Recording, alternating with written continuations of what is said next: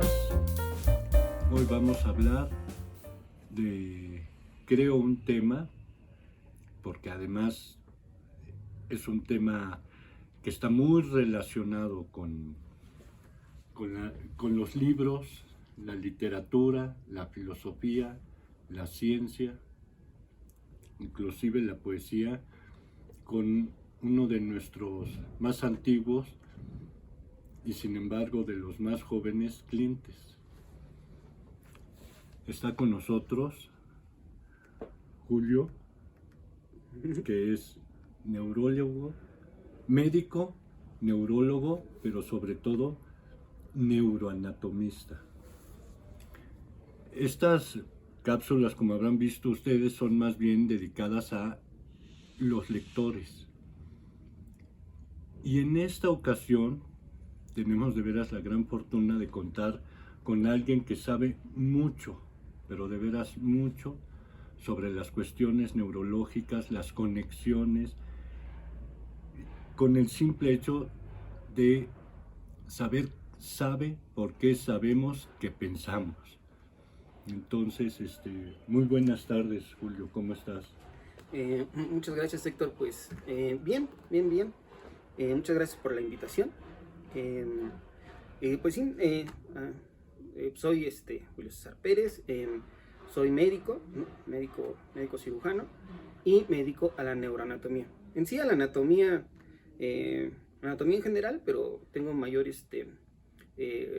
así como la anatomía es muy amplia, hay una parte que me gusta un poco más, que es el sistema nervioso. Entonces me dedico a la anatomía del sistema nervioso. A lo mejor en el siglo XIX, si nosotros buscamos libros de anatomía del siglo XIX, en la parte de anatomía le ponían neurología, ¿no? Como que en el 18-19 neurología era muy amplio, ¿no? Incluía la parte anatómica, fisiológica, clínica, psicológica. Y ya después, ya en el 20 ya se fue como subdividiendo en diferentes ramas, ¿no? Entonces, de todas las neurociencias, se puede decir, a la parte que yo me dedico es a la de la anatomía del sistema nervioso. Ajá. O neuroanatomía. Tu afición por los libros de anatomía y medicina, ¿cómo nació? Por los libros de anatomía y el gusto por la anatomía, primero nació por mis maestros de la preparatoria, ¿no? Cuando entramos a la preparatoria, creo que es no mal recuerdo, en quinto año, en quinto semestre, en el sexto, ya no me acuerdo bien, tuve un maestro de anatomía, fisiología y higiene, que es el doctor Hugo Fernández de Castro Peredo. El doctor nos daba anatomía, ¿no? Entonces recuerdo tengo muy bien los recuerdos de esas épocas, que el maestro nos daba la clase de la anatomía, dibujaba las estructuras en el pizarrón y nos hablaba un poco de de su fisiología y de sus enfermedades. Entonces de ahí empezó como el gusto por la anatomía, en base al maestro Hugo Fernández de Castro, que ya después en la universidad me lo llegué a encontrar ya como profesor de Historia y Filosofía de la Medicina, aquí en el Palacio. Y la otra es por mi maestro de anatomía en la Facultad de Medicina, que es el doctor Luis Delgado, ¿no? un excelente anatomista, neurocirujano, y que igual a mí, así como a muchos estudiantes de la universidad, de la Facultad de Medicina, pues les ha transmitido el gusto por las neurociencias. Entonces, de esa generación, pues hemos salido, han salido muchos estudiantes que se dedican a diferentes áreas de la neuro. Algunos son psiquiatras, algunos son neurólogos, neurocirujanos. En mi caso, dedicado a la anatomía del sistema nervioso. Pero sí, el gusto por la neuro viene de ahí. Y el gusto por los libros también, ¿no? El maestro, el doctor Hugo Fernández de Castro, aparte de ser médico, escribe, tiene una columna en el Ovaciones, si no mal recuerdo, y tiene un libro sobre, tiene algunos libros con respecto a historia de la medicina. Y pues también el maestro Delgado, pues siempre nos decía, me acuerdo en las clases con el maestro, nos decía que el mejor amigo que podemos tener es un libro, ¿no? Cuando nos daba la clase de anatomía, recalcaba eso, ¿no? Y la otra es por los libros viejos, es por algún amigo. Recuerdo en aquella época, cuando estaba en el primer año de la carrera, un amigo que se llama Hugo, no recuerdo su apellido. Me acuerdo que saliendo de la clase, estábamos en una tardecita, ahí en la explanada de la facultad, y me dijo, no, pues mira, conseguí un libro de anatomía muy viejito, muy bonito, ¿no? Y me lo enseñó. Estamos ahí, recuerdo como si hubiera sido ayer, ¿no? Me enseñó un libro y digo, oye, pues está muy padre, ¿no? ¿Y dónde lo conseguiste? No, pues en el centro. A ver, déjame verlo, ¿no? Y de ahí dije, ¿cómo en el centro puedes encontrar libros de anatomía viejitos, muy bonitos y económicos? Entonces fue de ahí que, o al menos el primer recuerdo que tengo con respecto a libros de anatomía y libros de los libros viejos. Ajá. Y después ya, por mi cuenta, empecé a andar por estas calles del centro, ¿no? En busca de los libros. ¿Qué es lo que más hace interesante un texto médico, pero sobre todo anatómico, a los estudiantes? ¿El texto o las ilustraciones? Yo creo que las dos, ¿no? Las dos son aspectos importantes, pero anatomía es mucha imagen, ¿no? Igual el maestro Delgado siempre nos mencionaba que para estudiar anatomía necesitabas los atlas anatómicos. Decía que era como para la geografía necesita los mapas, ¿no? Entonces, así nos hacía esa referencia. Y pues sí es importante la parte de la descripción, una muy buena descripción como los clásicos como Testud, Rouvier, Latarjet, toda la escuela clásica francesa del siglo XIX, pero también pues las imágenes, ¿no? Las planchas anatómicas, las fotos de disecciones, los dos son importantes, ¿no? Uh-huh. Tanto una buena descripción como una buena imagen. Tan así que pues generalmente los libros de anatomía traen los dos componentes o juntos en el mismo libro, o los separan, ¿no? en el libro de texto y los atlas, que así están, algunos editaban así en el 19, ¿no? Ajá, exactamente. Y actualmente es más fácil que te encuentres los textos en francés, pero sin las láminas anatómicas. Es más difícil conseguir los libros con las puras láminas. Ajá. Tiene que ver con cuestiones de impresión, me decían, ¿no? Sí, porque antes era para hacer supongo, una cosa que te íbamos a pedir es que nos hablara sobre esta joya, uh-huh, que es el famosísimo Krieg, sí, de neuroanatomía, que es un médico. Prefiero que nos platiques tú más bien de quién era Krieg. Sí, Krieg eres un médico de Estados Unidos, si no mal recuerdo, no recuerdo si es de la Universidad de Virginia, de Nueva York. Él es médico y fundó un grupo vinculado o de investigación en la neuroanatomía. Hizo un club que se llama Club Cajal en Estados Unidos. ¿En honor a Santiago Ramón y Cajal? Sí, exactamente, en honor a Santiago Ramón y Cajal. Estamos hablando de 1940, 1950. Sí. Sabemos que en esa época pues hubo mucha migración de los alumnos de Cajal de España hacia toda América, ¿no? Aquí en México, pero también hacia Estados Unidos, ¿no? En Estados Unidos el doctor Laurent Denot, que también fue un investigador en neuro actualmente muy reconocido y que contribuyó mucho a la anatomía del hipocampo. Ajá, que vamos a mencionar más tarde, en relación con la memoria. Este personaje de Laurent Denot, de la escuela española, en Estados Unidos, pero así como pasó en Estados Unidos, también en México y en toda Latinoamérica, ¿no? Entonces el doctor Krieg es de esas épocas. Entonces era, aparte de médico, anatomista, neuroanatomista, era un excelente dibujante. Entonces, pues es hacía esquemas muy tridimensionales, ¿no? O dibujos muy tridimensionales para la época. Entonces el doctor Krieg. Ajá. Porque dices que aparte de este gran libro, hizo ¿no? Sí, Que es como una especie de propedéutico, algo así, sobre el cerebro y el sistema nervioso central, ¿no? Un poco. así es. Fíjate, este libro trae los dibujos, ¿no? Que en blanco y negro, con respecto a los axones o los, se puede decir de forma un poco coloquial, de los cables que conectan las diferentes partes del cerebro, ¿no? Aquí tenemos un cerebrito de silicón. Entonces, las diferentes áreas del cerebro se conectan por axones, ¿no? O como si fueran cables eléctricos, ¿no? Siendo de forma coloquial. Entonces, desde el siglo XIX y el siglo XX se hacían estudios anatómicos con respecto a esos cables. Había que ilustrarlos, ¿no? Entonces el doctor Krieg, en este libro, hace dibujos muy bonitos con respecto a ello. Simplemente en esta parte del libro aparecen, ¿no? Aparece aquí las partes de los giros del cerebro, y acá en la contraportada viene la parte de las conexiones, como mencionamos, ¿no? Como si fueran cables que conectan las diferentes partes de un hemisferio y de un hemisferio con el otro hemisferio. Esto es por dibujo. Pero entonces, en este formato, y tiene este otro formato que son como transparencias anatómicas. Es un libro muy, muy bonito, ¿no? Que igual llegué a conseguir aquí en las librerías del centro, en las librerías de Viejo. Entonces, está la parte donde se ilustra la parte de la cara medial del cerebro, y entonces después va por planos, que así también es la anatomía, ¿no? La anatomía es topográfica, ¿no? Estratigráfica, como llaman algunos.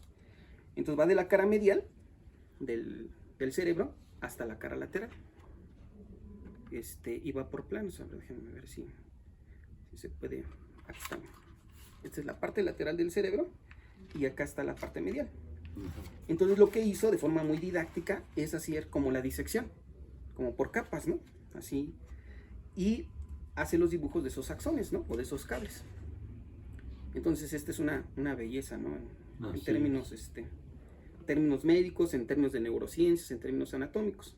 Y hasta artístico, ¿no? Hasta artístico, sí.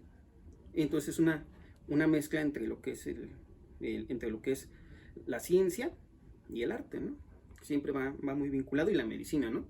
Hay una descripción muy general de la medicina que es la ciencia y el arte de curar, ¿no? Es una definición muy, muy general, pero que es muy importante, ¿no? Te está diciendo que es una ciencia y un arte, ¿no?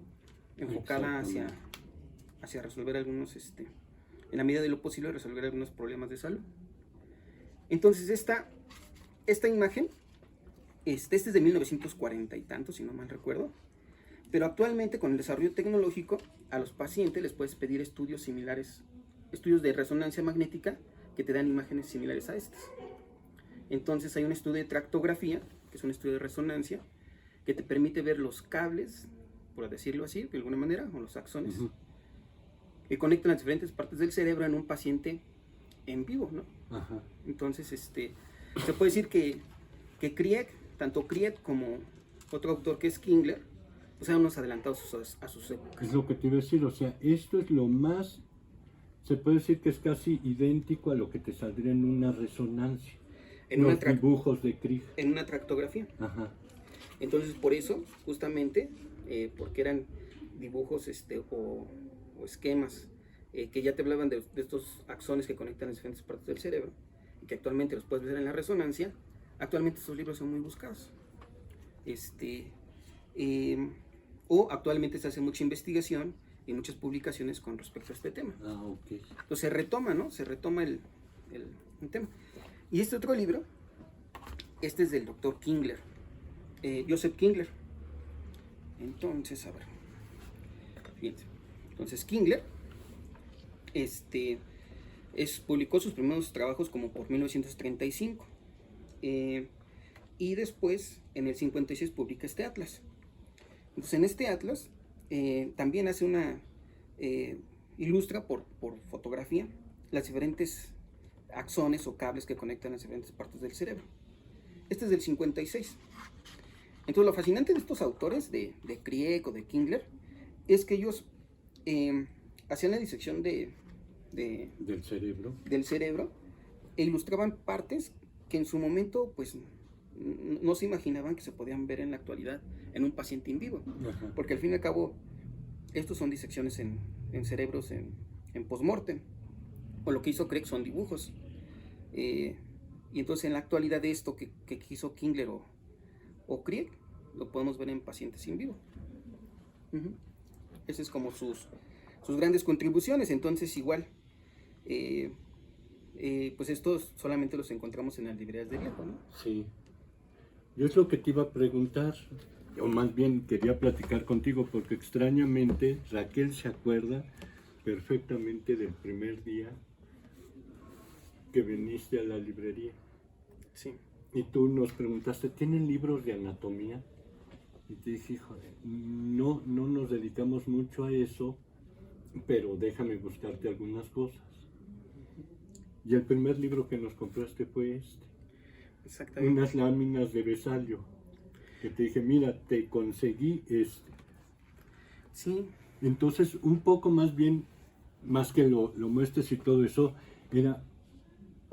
Ya a partir de eso empezamos a buscar nosotros cuestiones de medicina y tú nos fuiste guiando y te lo agradecemos mucho diciendo, no compren tanto de medicina interna y tal, compren mucho de anatomía, compren más bien de cuestiones a lo mejor quirúrgicas, antiguas, todo eso, porque además a la gente lo que le interesa, inclusive a los estudiantes de medicina, es cómo hacían antes las cirugías, qué instrumentos tenían para hacerlo, todo eso. Te regalé inclusive una especie de bisturí, sí, que era de mi abuelo, no sé, ese bisturí debe haber sido de los años 30, algo así.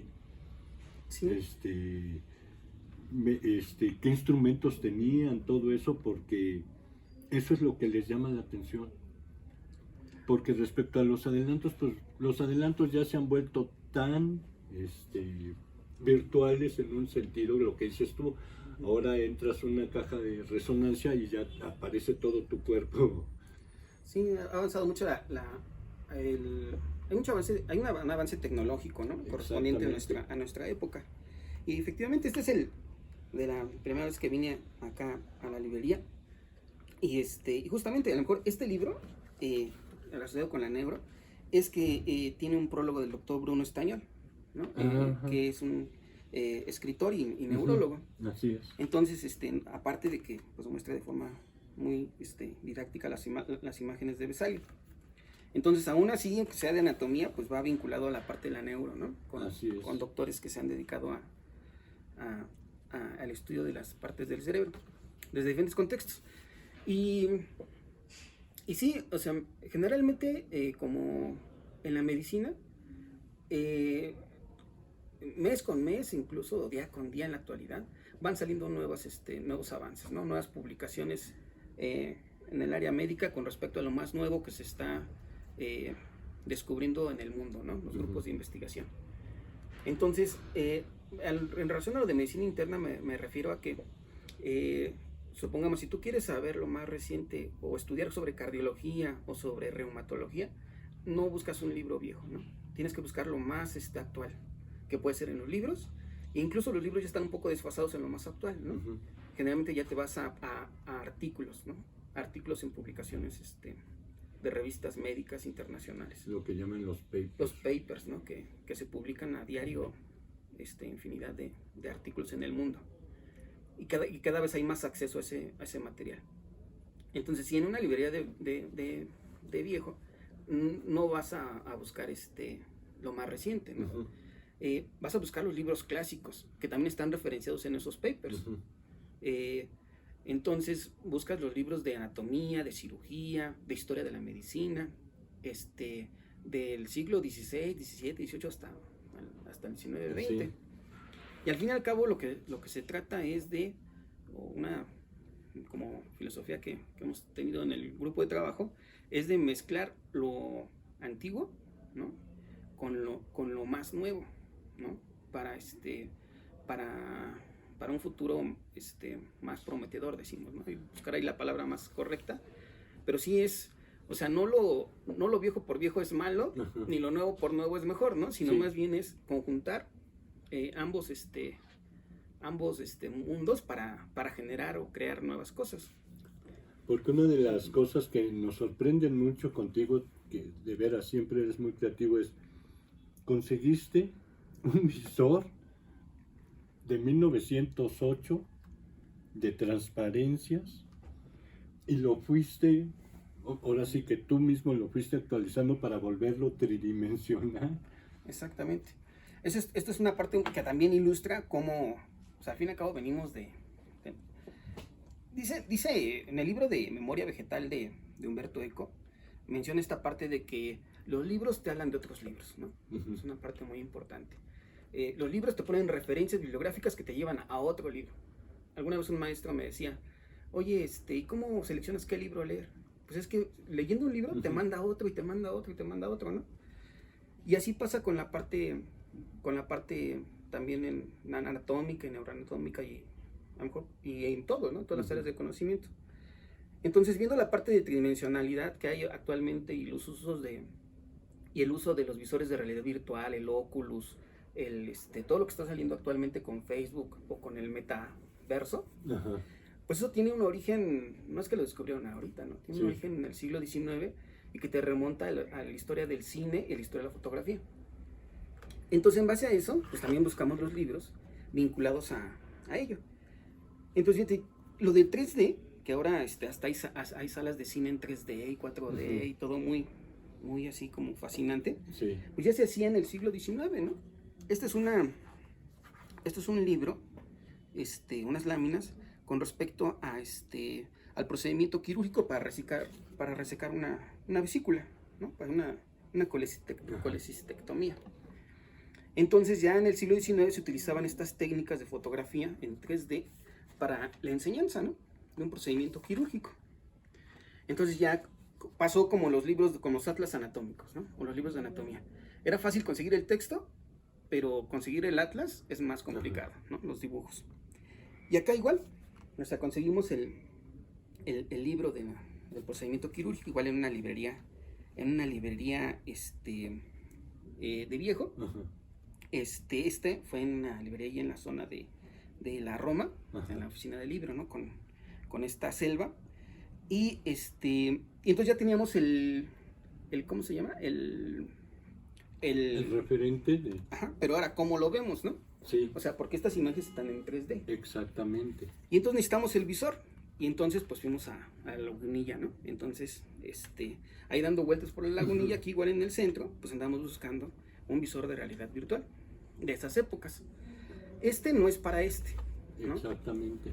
Lo que hace, tiene unas pequeñas laminitas más pequeñas que hemos ido adaptando con las disecciones que nosotros hacemos. Supongamos aquí está la imagen del ojo derecho y la del ojo izquierdo. Se mete acá y entonces ya lo ves a través de los oculares. Ajá. En este visor. En este visor y ya se ve en 3D. Y entonces fíjate qué interesante con respecto a esto, porque en esa época para iluminar lo que hacían es ponerle un espejo acá. Ajá. Entonces el espejo nada más lo movías y ya proyectabas la luz hacia la imagen que estás viendo acá. Sí. Hacia la caja y ya podías ver en 3D. Entonces esta cajita que está hecha en París, ¿no? De esta marca que se llama Unis France, pues es del 19, principios del 20. Y esta caja, pues es el abuelito, se puede decir, de las gafas de realidad virtual actuales, ¿no? De estas. De las... No, estas... No, ya te entiendo. De las que salen, sí. De las de Oculus o... Sí. O hay otras más sencillas que venden igual aquí en la zona del centro, ahí en la Friki Plaza, que es también del primer lugar donde pude conseguir este tipo de visores, que ya no necesitas meter esto, ¿no? Sino lo que haces es que metes el celular. Ajá. Y entonces la imagen ya no la ves en papel, sino la ves en tu dispositivo, metes el celular y te pones como el visor de realidad virtual. Ajá.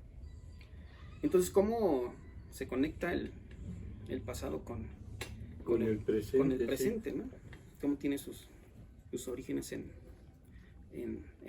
otras técnicas del 19. Y estos lentes son lentes anaglifo, que son más comunes, ¿no? Para la parte de 3D. Son los que te dan en los cines, ¿no? Ajá. Exactamente. De estos hay de dos tipos. Estos se llaman anaglifo y unos que se llaman otros polarizados, que te dan mayor profundidad. Entonces, al fin y al cabo, pues, ¿cómo se conecta esto? Pues, que son técnicas que se describen en el 19 y que actualmente se han ido mejorando, ¿no? Así como en la medicina con las tractografías y las resonancias, así en la parte visual con respecto a la fotografía o el cine. Ahora cuéntanos un poco cómo funciona el cerebro a la hora que estamos leyendo. Una buena pregunta, muy buena pregunta y bastante amplia, ¿no?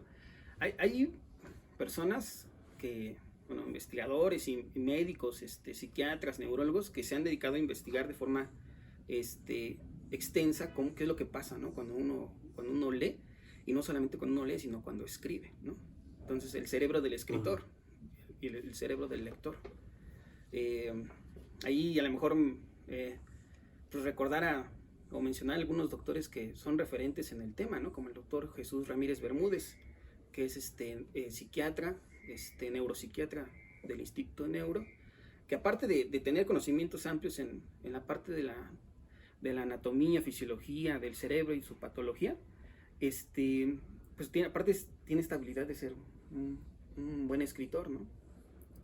Entonces sí, la pregunta de qué pasa en el cerebro de la persona que lee y escribe, pues sí es bastante interesante. En términos de forma general, supongamos, si tenemos nuestro cerebro, entonces para leer, pues necesitamos primero ver, ¿no? Y entonces implica la vía visual. Y entonces de la vía visual llega la información a nuestro cerebro, ¿no? Acá al lóbulo, primero a nuestro globo ocular, que es nuestra cámara fotográfica, ¿no? La cámara fotográfica capta la imagen y esa imagen la manda al cerebro, ¿no? O sea, nosotros no vemos propiamente con el cerebro, sino el que capta el estímulo es el ojo. Entonces, una vez que captamos el estímulo, que es la cámara fotográfica, ya llega acá, ¿no? Al lóbulo occipital. Y ya, entonces, en el lóbulo occipital vemos esos símbolos, y esos símbolos les damos un significado, ¿no? Una letra más otra letra, y va construyendo las palabras. Entonces implica, en un segundo paso, en un tercer paso, muchos pasos más, darle un significado a los símbolos, ¿no? que nosotros vamos aprendiendo. Entonces, y vamos, pues, sí, juntando palabras para hilar un enunciado, y después un párrafo, y después todo ello. Entonces eso es un proceso bastante complejo, ¿no? Ahora, lo que leemos, después de lo que leemos, viene una tercera parte o cuarta parte, no sé cómo llamarla, en la cual interpretamos lo que leemos. Exactamente. ¿No? Esto es mucho más complejo, lo que pasa en el cerebro de las personas para leer. Y todavía mucho más complejo el escribir, ¿no? Dice, si no mal recuerdo, tú me apoyas en eso, que cuando Borges dice que lo normal es leer, ¿no? Ya escribir ya es algo más, incluso un poco más complicado, ¿no? Un poco más elaborado por la parte de la corrección y etcétera, etcétera. Desde el punto de vista no solamente de la parte creativa, sino de la parte del proceso mental, ¿no? La corrección. Eso es como un ¿Y cómo va pasando el proceso de lectura, o sea, a través del cerebro? O sea, dices, llega aquí a la parte occipital, que es como que la que interpreta primero. Es la que primero ve el estímulo, las letras, ¿no? Y después de ¿Quién aquí interpreta? Tenemos una zona que está entre lo que es el temporal, el occipital y el parietal, en esta zona de aquí, que se llama justamente encrucijada. Es la encrucijada, temporoparietal, que en este esquema está más o menos por acá, ¿no? Está en la vista lateral. Entonces, en esta vista lateral, aquí, más o menos en esta zona, es la zona donde nosotros damos una interpretación a los estímulos, tanto visuales como auditivos. Supongamos que está más vinculado al lenguaje, ¿no? Entonces, en esta zona, nosotros interpretamos los sonidos que escuchamos. Pasa igual, ¿no? Como cuando escuchamos un sonido. Llega al temporal, por primera vez, y después de información, le damos una interpretación acá en esta encrucijada. Y entonces aquí ya, si yo le digo a una persona, a ver, cierre los ojos, y cierre los ojos, ¿no? Ya. y entonces le saco mis llaves y las hago que suenen, le digo, ¿qué escucha usted? Y ya te voy a decir, son unas llaves. ¿Cómo sabe la persona que son unas llaves? La memoria. Tiene que ver con la memoria y con la interpretación del sonido, ¿no? Ajá. Con la memoria, pero también con la interpretación que le damos a ese sonido. Entonces eso tiene que ver con acá, con la parte temporoparietal, para el sonido y también para la parte visual. Y para la parte de la memoria. Y también para la parte de la memoria, justamente. Pero esa ¿dónde se localiza la memoria? Generalmente se habla de dos tipos de memoria, ¿no? Así de forma general, ¿no? Que es la memoria a corto plazo y a largo plazo, ¿no? Entonces justamente en esta encrucijada temporoparietal es donde se encuentra la memoria a largo plazo. Entonces, que justamente es la zona que tiene que ver con la interpretación de los sonidos. Eso va almacenando aquí. Y la memoria a corto plazo está en una parte más profunda, que está en la cara medial del cerebro, ¿no? Que está ahí acá, asociado al lóbulo temporal, ¿no? Entonces, ahí está la parte que tiene que ver con la memoria a corto plazo y también a largo plazo. Entonces, ahí esa parte también es muy interesante porque generalmente lo que nos dice un autor que se llama John Luke, dice que nuestro cerebro es un papel en blanco, ¿no? Y entonces dice, ¿cómo se va nutriendo nuestro cerebro? A través de la experiencia. Entonces, la primera vez que, así como en esta novela de que la primera vez que conoció el hielo, ¿no? 100 años de soledad. Donde dice, que empieza así, ¿no? La primera vez que, recuerdo el día que la primera vez que fui a... Que mi padre me llevó a conocer el hielo. Que mi padre me llevó a conocer el hielo. Así la primera vez, como decía Raquel, la primera vez que vine acá y que asocia el libro de Vesalio. Pues la primera vez. Entonces nuestro cerebro se nutre a través de la experiencia, a través de las primeras veces. Es como si, vamos a sacar unas monedas acá, ¿no?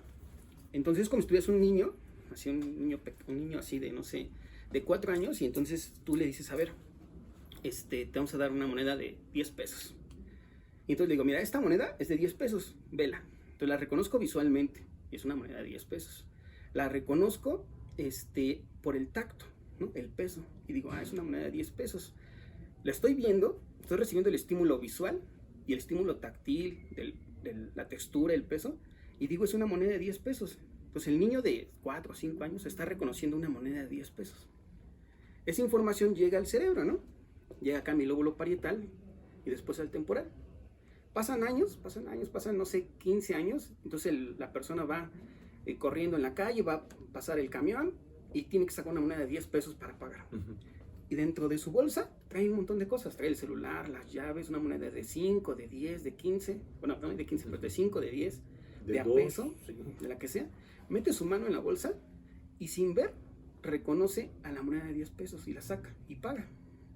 Entonces, ¿pero cómo le hizo, no? Si no está viendo lo que hay dentro de su bolsa, mete su mano y puede sacar una moneda de 10 pesos. Entonces, ¿por qué puede hacerlo? Porque esa información queda almacenada en su cerebro.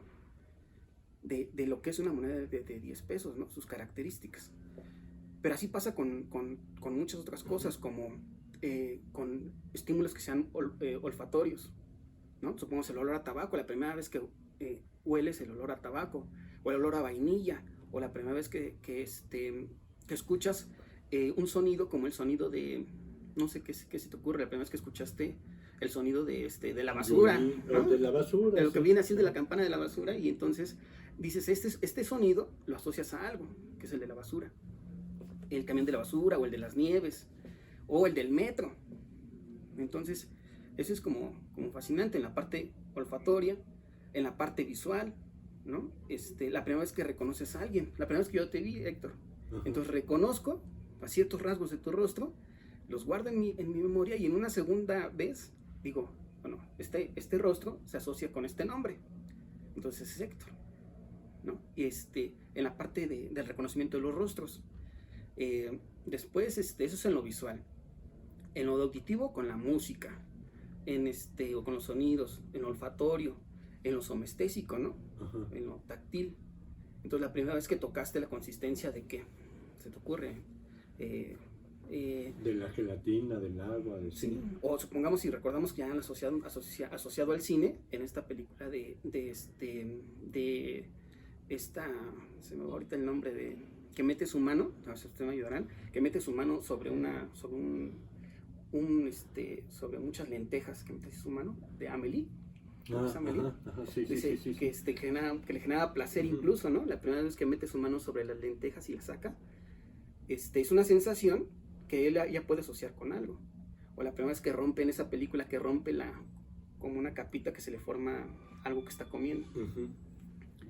Entonces, esas primeras veces van nutriendo nuestro cerebro de información, así como lo que leemos, ¿no?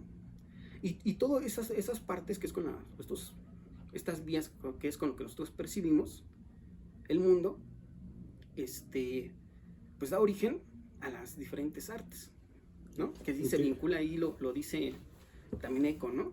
En la parte en la parte de la estética, ¿no? Entonces tenemos una estética de lo que vemos, ¿no? Y de los que escuchamos, ¿no? La música y la otra parte que mejor no tiene que ver con la percepción de forma primaria, pero con el movimiento también en cuestión del baile. Por eso te preguntaba yo. Ahora fíjate, perdón porque es algo muy interesante. Ahora, ¿qué es lo que te da una experiencia fascinante? La integración de todo. Cuando tú integras lo que ves, lo que hueles, lo que escuchas y lo que tocas. Entonces sí te da la interpretación que implica la percepción.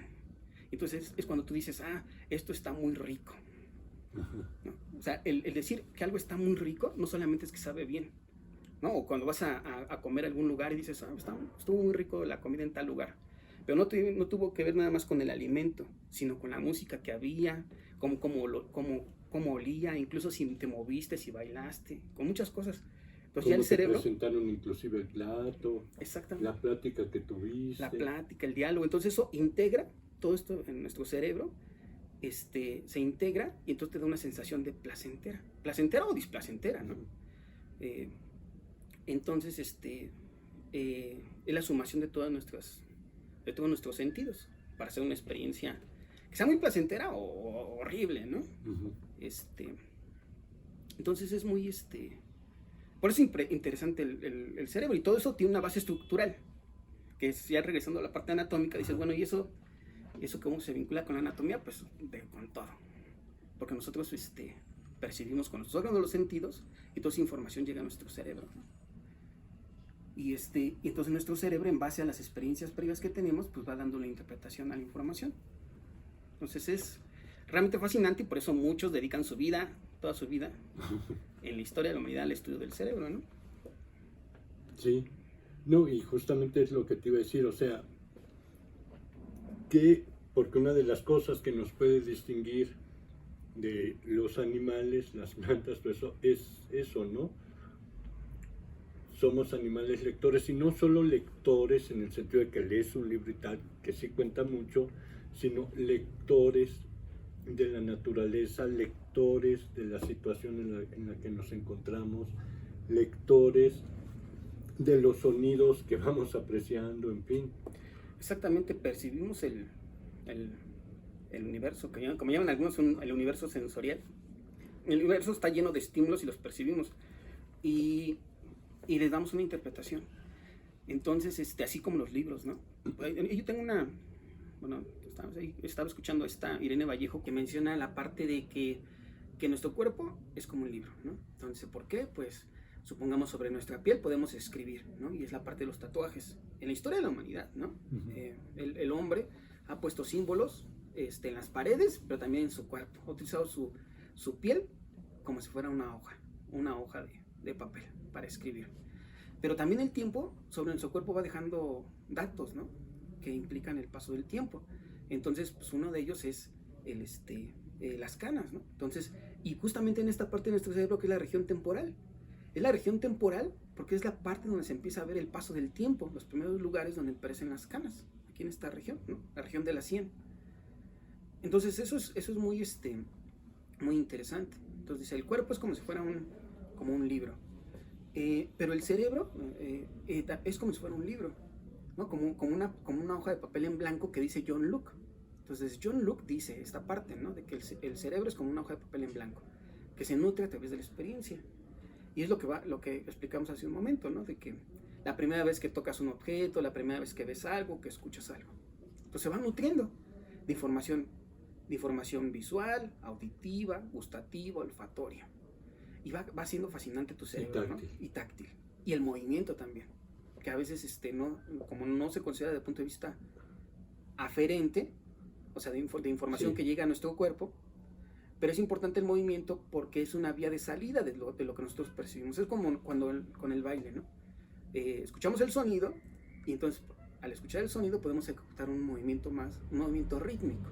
Entonces es un feedback, ¿no? De retroalimentación. Entonces, esta es parte de información que llega a nuestro cerebro y se va nutriendo. Entonces lo visual, lo motor, lo somestésico, ¿no? Lo que percibimos del tacto, lo olfatorio y lo gustativo.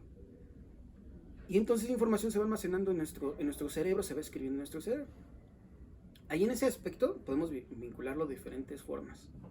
Una de ellas es que entonces nuestro cerebro, aquí en esta parte, en esta encrucijada temporoparietal o aquí en el hipocampo, se almacenan los recuerdos, ¿no? Entonces ahí también podemos asociarlo a la parte de Funes el memorioso, ¿no?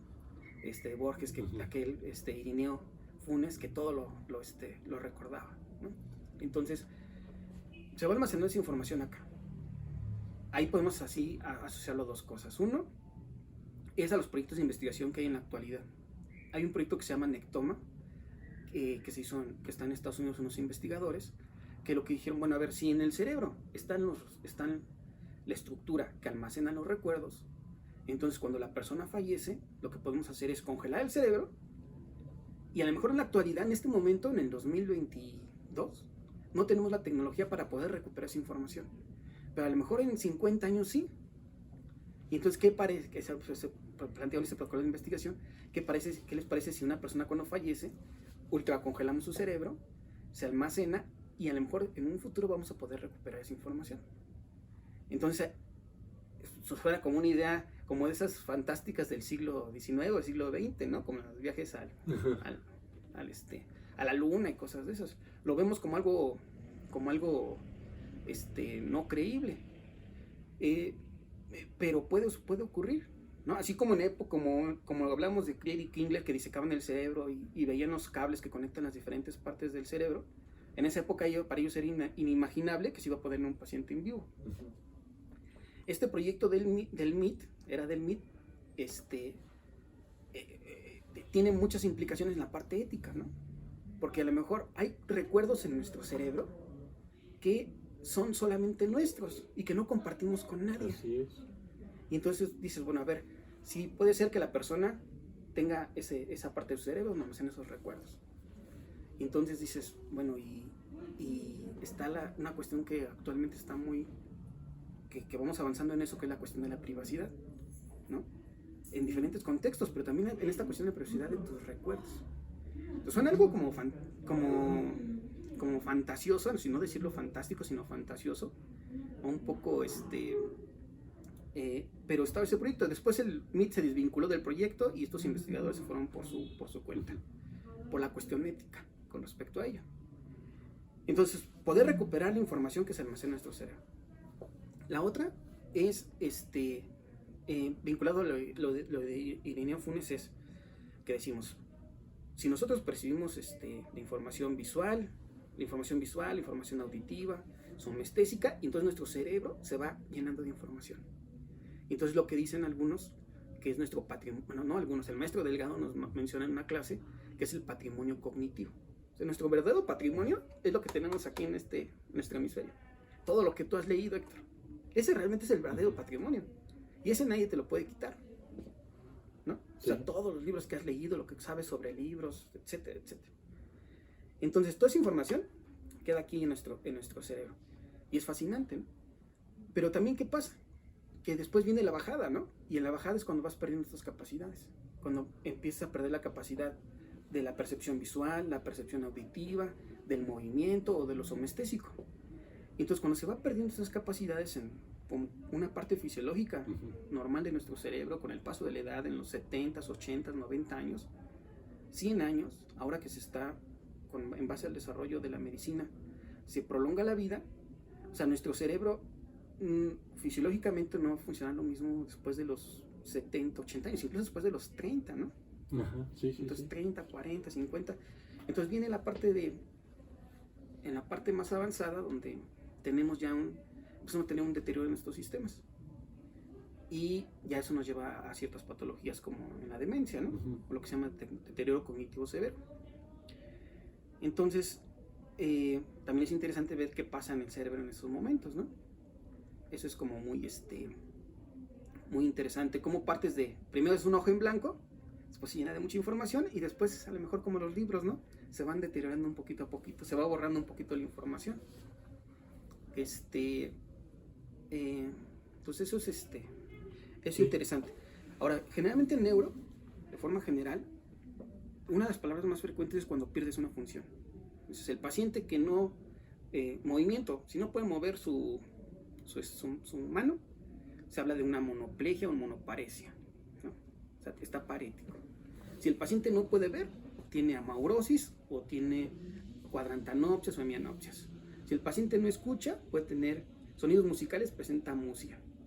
Pues generalmente pensamos que en el cerebro la patología es el déficit, pero en el caso de Irineo Funes la patología es la hiperfunción, ¿no? Entonces recuerda todo. Entonces también recordar todo no es fisiológicamente normal, aunque habrá que ver qué es lo de normalidad, pero no es normal. Y eso ya también nos lleva a lo que menciona Eco con respecto a que entonces, y también lo maneja primero Borges cuando menciona, seguramente anteriormente otros autores, cuando menciona esta parte que es importante la memoria, pero también el olvido. Y entonces hablar de una fisiología del olvido, que lo toma Borges, pero que lo retoma Eco. Cuando dice que entonces en nuestro cerebro, si almacenamos toda la información, hay mucho ruido. Y entonces también en el mucho ruido, pues no percibes bien las cosas, ¿no? Entonces que es importante filtrar la información. Es como Sí, los libros. Es que maravilla, sí. Es como lo que tú tienes, también eso lo menciona Monsiváis, ¿no? En esta parte que dices, bueno, tienes tantos libros que dices, quiero encontrar tal libro, y dices, no lo encuentras, ¿no? Ajá. Entonces, que mencionan que una biblioteca abundante y desordenada no es funcional. Sí. Así con respecto a la información que tenemos en nuestro cerebro. Mucha información no organizada, pues entonces dicen que creo que lo mencionó Eco cuando dice que se vuelve un basurero, ¿no? Sí. También lo dice Borges, ¿no? En el de ficciones, en la historia de Irineo Funes, donde dice que se vuelve un basurero. Entonces la información es importante en nuestro cerebro, memorizarla, la memoria es muy importante, pero lo más importante es conectar la información para resolver un problema. Qué maravilla. Eso también es un aspecto importante. No solamente es almacenar información, sino cómo esa información que memorizas la conectas para resolver un problema. Y ahí ya se asocia con lo de la inteligencia, ¿no? Entonces la conexión entre el cerebro y el libro es muy, muy interesante. Fascinante, sí. Ahora, digo que el cerebro es como si fuera un libro. Sí. Entonces, estos datos que nosotros tenemos en nuestro cerebro, como no podemos depender de nuestra memoria porque nuestra memoria se va a ir perdiendo, entonces, ¿qué hacemos? Pues lo pasamos a un texto, ¿no? Lo escribimos para que perdure esa información, no se nos olvide. Entonces, lo escribimos, entonces 50 años después llega otra persona y nos lee.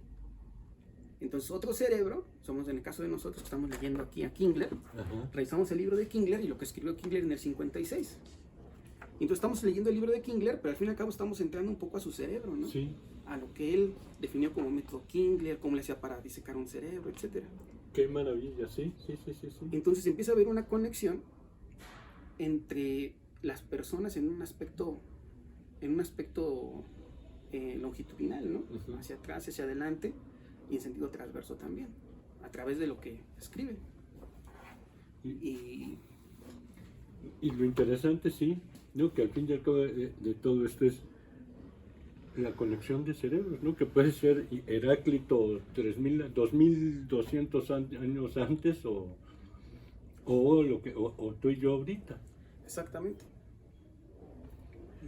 Entonces, sí, así es. Entonces, puede ser esa conexión que hay entre las personas a través de lo que leen, lo que escriben, en este momento y hacia futuro y hacia el pasado. Esa conexión Atemporal. es interesante. Sí, Una pregunta al respecto de eso. Bueno, al respecto de eso, pero en este momento, ¿qué es lo que nos mueve en general a todos a buscar conocimiento? ¿Por qué nos mueve? Porque al parecer es algo que también es algo muy humano. Ninguna otra bestia lo busca, ¿no? Sí, el placer, ¿no? Así como dice el meme, para más placer, ¿no? O sea, ¿para qué compras más libros? Para más placer. Entonces, el placer, que tiene que ver con la parte del cerebro, que tiene que ver con esto del sistema de recompensa, que también en la actualidad está mucho en investigación. Entonces, ¿para qué leer o para qué escribir? Porque genera placer. O ¿por qué compras un libro? Pues porque comprar el libro pues te genera placer, Sí. ¿no?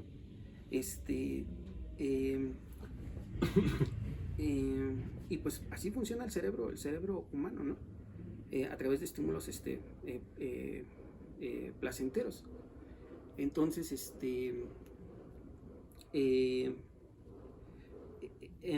pero también te genera a veces castigo, ¿no? También es una parte interesante en la parte del cerebro humano que y vinculado a todo esto, que es la recompensa y el castigo, el cielo y el infierno, que también tanto lo mencionaba Borges, ¿no? Con respecto al cielo y el infierno. Entonces, hay un investigador que se llama Olds, que hacía experimentos en ratitas en los 40, 50, y buscaban las zonas del cerebro que tienen que ver con el placer o con el castigo. Entonces lo encontraron por un error en un protocolo de investigación, pero dieron con las zonas del cerebro, en el cerebro de ratita, de las zonas que tienen que ver con el castigo y con el cerebro. Está en un libro que se llama El cerebro despierto, esa descripción del doctor Horacio Magún, que hizo la traducción de Hernán Despeón, ¿no? De la prensa médica mexicana, de la época de los 40, 50. Entonces este doctor se plantea en ese libro, dice, en base a estos protocolos de investigación, podemos plantear la pregunta, ¿hemos encontrado al cielo y el infierno en el cerebro animal? ¿No? La zona del placer, lo de la recompensa y el castigo. Lo planteaba como pregunta, ¿no? Actualmente eso son conocimientos ya muy básicos y que en la actualidad han evolucionado bastante. Pero entonces, con respecto a esto, pues, ¿por qué lo hacemos? Porque nos genera placer, pero también está la parte del castigo que forma parte de nuestro cerebro. Lo placentero y lo no placentero, ¿no? O lo que tiene que ver con la percepción de las cosas positivas y negativas de forma general. Supongamos la belleza y la fealdad, ¿no? O qué otras cosas interesantes en ese aspecto. La moral y lo inmoral, parte de eso también. Sí, pero ambos, tanto la moral como lo inmoral, te puede generar placer. Y entonces generalmente muchas... Pero parten también de esa misma parte localizada en el cerebro. De forma básica y general, sí. O sea, tenemos una zona que se asocia, o sea, estos estudios de resonancia magnética son tan interesantes que te pueden dar información con respecto a qué pasa en el cerebro cuando una persona entra en un conflicto moral. Exactamente. ¿No? O sea, bueno, a ver, vamos a ver qué está pasando en el cerebro, qué partes de su cerebro se están activando. Aunque habría que definir lo moral y qué conflicto moral y todo ello. Entonces, sí, o sea, ha avanzado tanto las neurociencias en la actualidad que se puede investigar cuestiones como estas, ¿no? Sí. Con buenos protocolos para no caer en lo que llaman, bueno, con buenos protocolos que hacen los investigadores y todo ello, para no caer tampoco en el otro extremo que es la parte de la pseudociencia, ¿no? O llegar a ser un poco como, no sé cómo llamarlo, pero como sí, lo cosa que ya lo toman como un poco más a lo mejor no sé la palabra, se me ocurre como charlatán, ¿no? Sí. O así, pero no sé qué otra palabra utilizar, en el cual se toman también ya datos de la ciencia y se extrapolan a cosas ya muy, muy viajadas, ¿no? Muy que no tienen que ver y que solamente se usa para con otros fines. Entonces, sí, por eso también hay que tener cuidado con respecto a la información, pero como siempre, ¿no?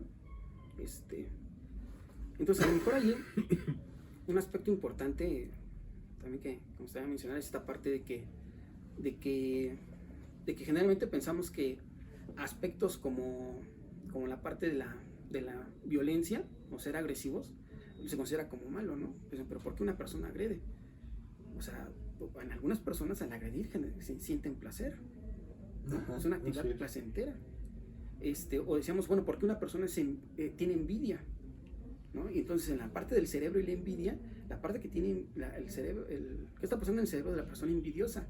Pues está sintiendo una acción placentera cuando al otro le está pasando algo malo, al quien envidia.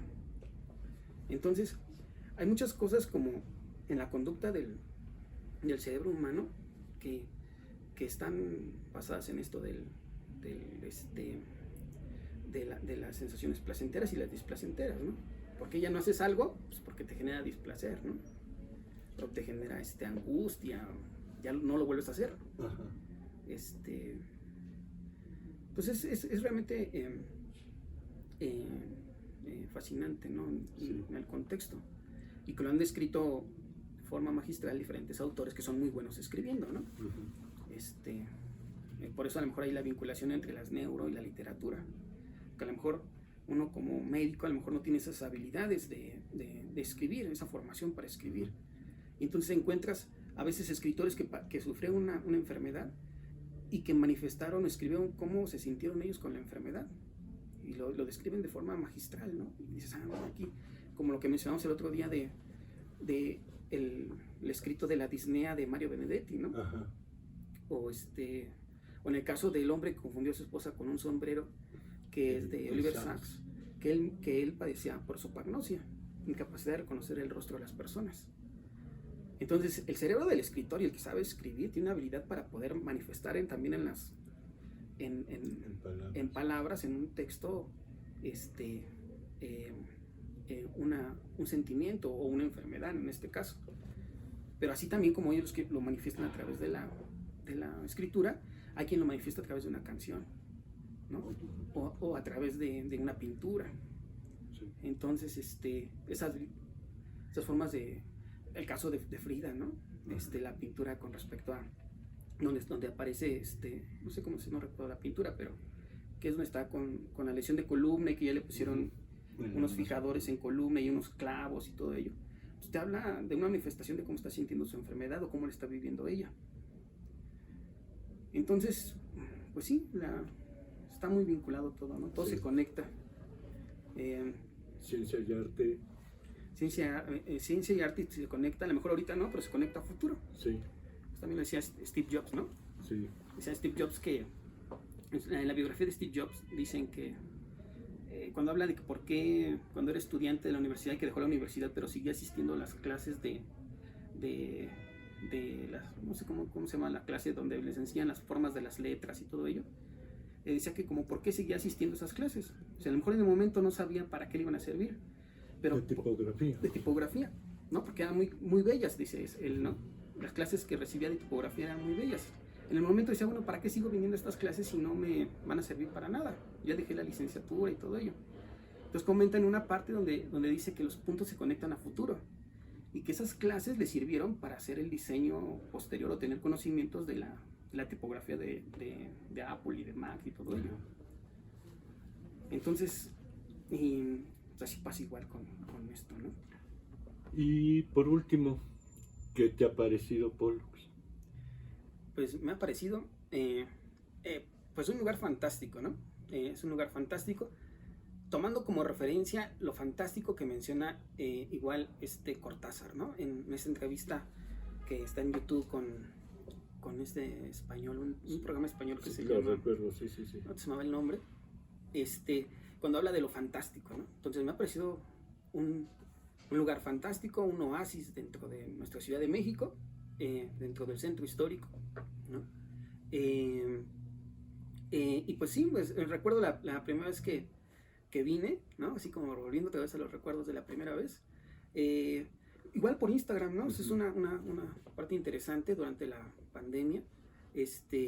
Vi que en Instagram, así en las historias, apareció que una librería en el centro, ¿no? Y como llevo algunos años visitando aquí las librerías del centro, dije, ¿cómo nunca la he visto, no? Sí, yo me acuerdo que me sorprendí, a ver, no, Isabel la Católica, siempre he pasado por ahí, yo nunca he visto una librería ahí, ¿no? Y me llegó así, ¿cómo? Que hay una librería que no conozco. Y entonces algún día igual pasando por aquí, por la calle Isabel la Católica, pues ya volteé a ver el edificio y y no, pues dice que aquí está adentro, y ya entré y me acuerdo que estaba Héctor y Evelio, ¿no? Estaba tú y Evelio. Y y ya, pues ahora sí que ¿Sabes quién más estaba? Y como clienta, Raquel. Sí. Ese día, fíjate cómo son las primeras veces. Ese día nosotros le estábamos ofreciendo trabajo. Fíjate cómo son lo que decías tú, las primeras veces, a veces las coincidencias, ¿no? Sí, o sea, la parte, por eso es también igual, a lo mejor dicen que por eso la primera vez es una muy buena oportunidad, ¿no? Porque siempre se queda en nuestro cerebro guardada, y a veces modificarla es muy difícil, ¿no? Esa primera experiencia.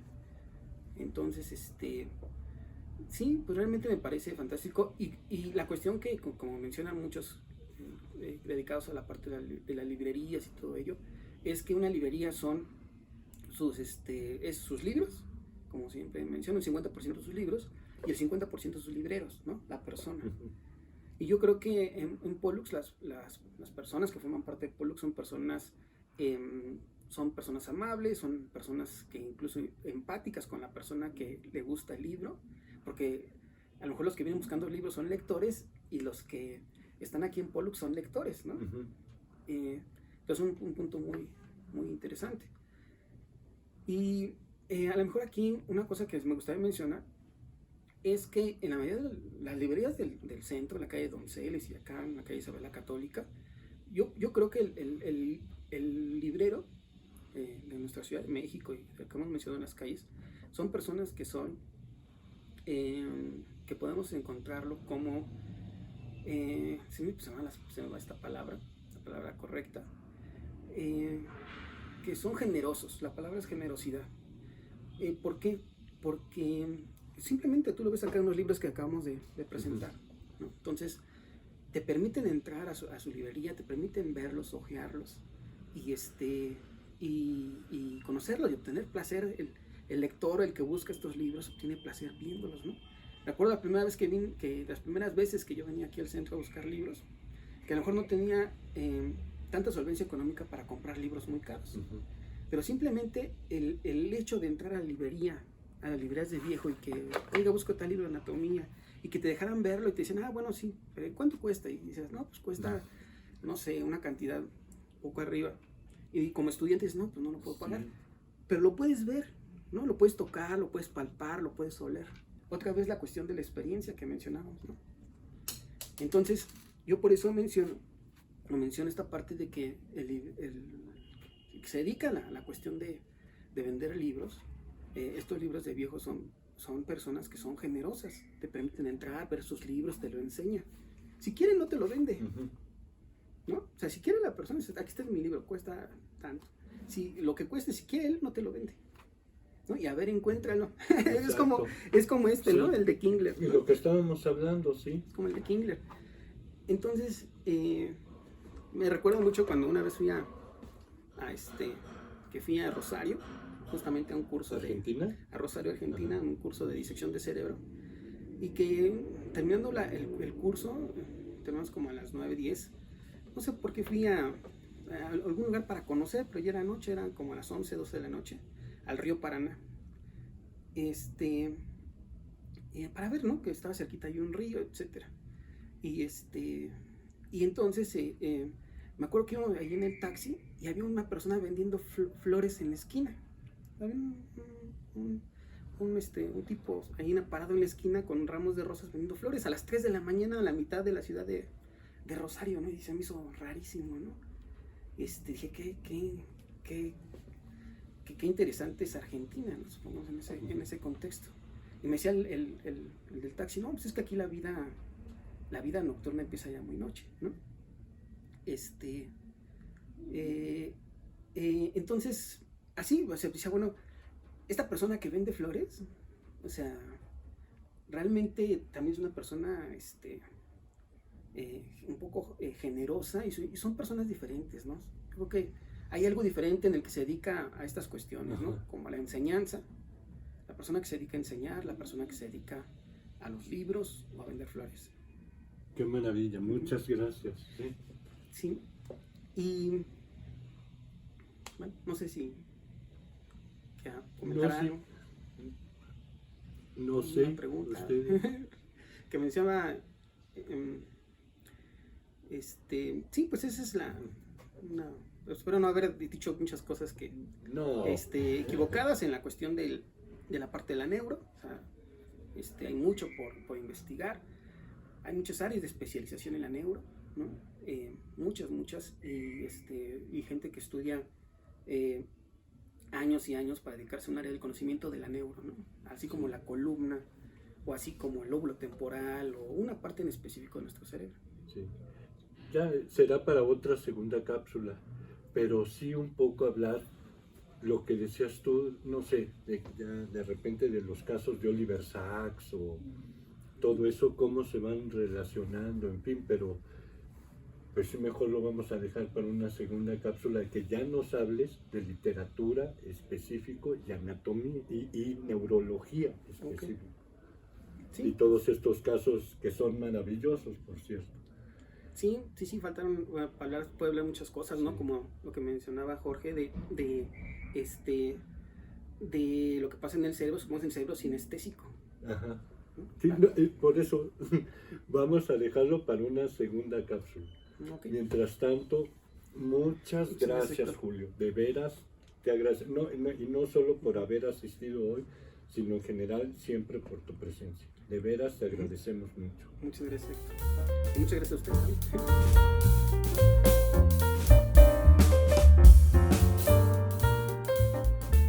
Me dijo, más recuerdos tengo yo solo que los que habrán tenido todos los hombres desde que el mundo es el mundo.